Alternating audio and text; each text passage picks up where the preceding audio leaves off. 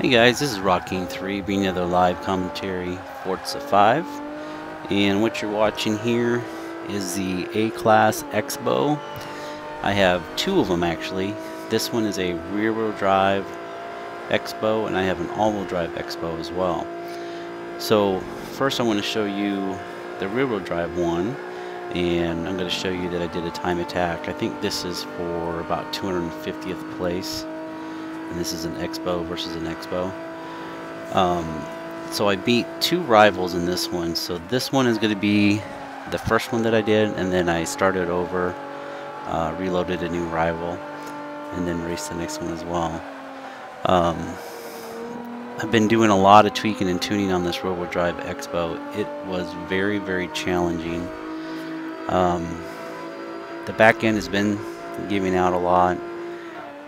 When I'm braking, when I'm doing a high-speed brake, high-speed turn, been losing the back end a lot, so I've had a hard time keeping it within the lines. I went pretty extreme on the settings, which I will show you after these two laps. And it was one of those things where I had it kind of in the middle, and then I said, okay, let's just go extremes, and all of a sudden the car started performing better. So I just kept going extremes, and you'll see that the rear-wheel drive is actually fairly easy to drive.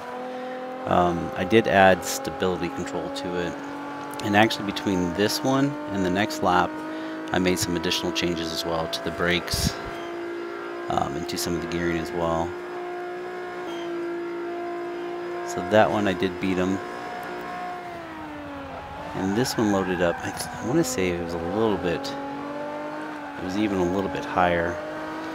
I want to say this is probably about 220th on the rivals board. This one's actually against a Ferrari F50, and the Ferrari was a lot faster in a straight line than I was. So you'll see, you can see him right there starting to poke in again.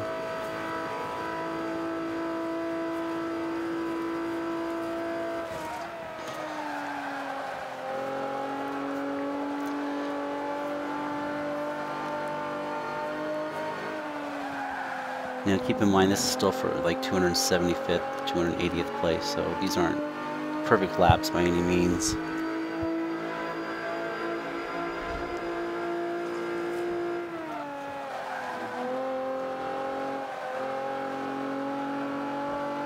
But as you can tell here, this is my second lap, so I beat it pretty quickly.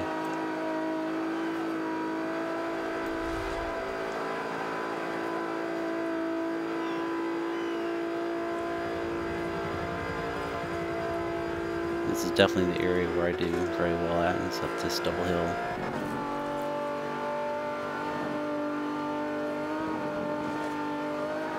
But this Ferrari is so quick. Dude, does everything I can to stay in front of him.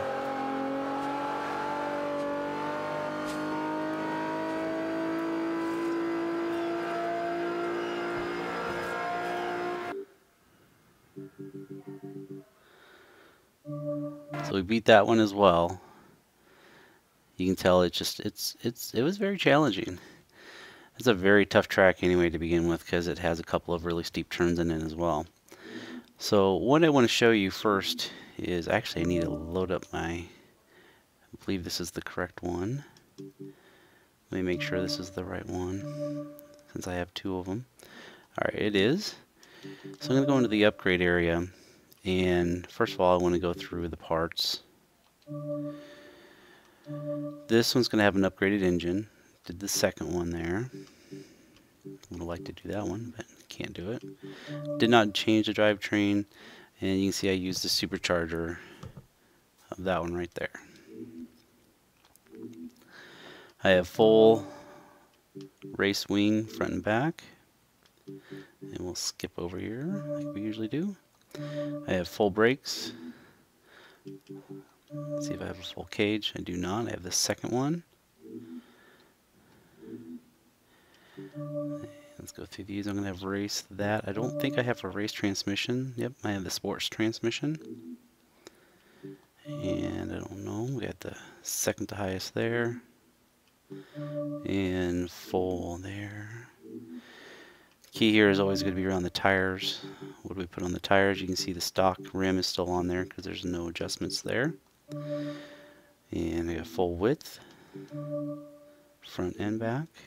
And then on the compound, we were able to go up one level. The only other thing I could think of, if this isn't quite the right number, would be that. Nope. Looks like that's everything that I put on there.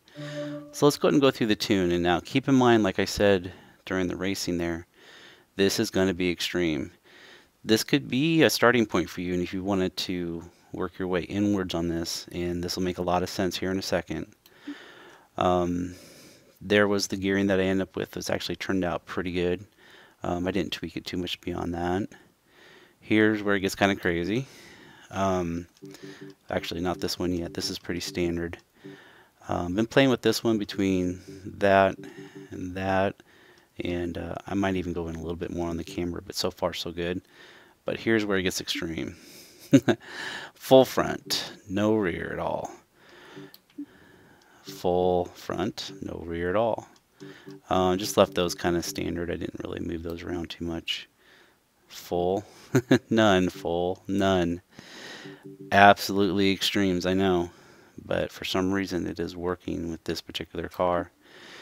This one still has a lot of downforce on it. I've been trying to reduce this down a little bit, try to get a little bit better speed. But I eventually probably will run out where I actually need to have my cornering downforce on there. But this is really high at 340 and 470. So the brake one is one, and I usually do about 53 to 54 on this side, but this Xbow is just crazy. So I'm really way down on, and I'm trying to get the fronts to lock up a little bit more, and this is a different discussion to have, but the brake force front and rear is kind of confusing. I'm working on non-ABS, so I've been playing with the brake force a little bit. I think I'm still off a little bit, but right at 100%. You guys will know your braking even better than myself. And here's some more extremes: acceleration at 15% and the deceleration at 90%. And that is helping me not lose the back end, but it's helping slow down the car when I let up the gas and don't actually have the brake on.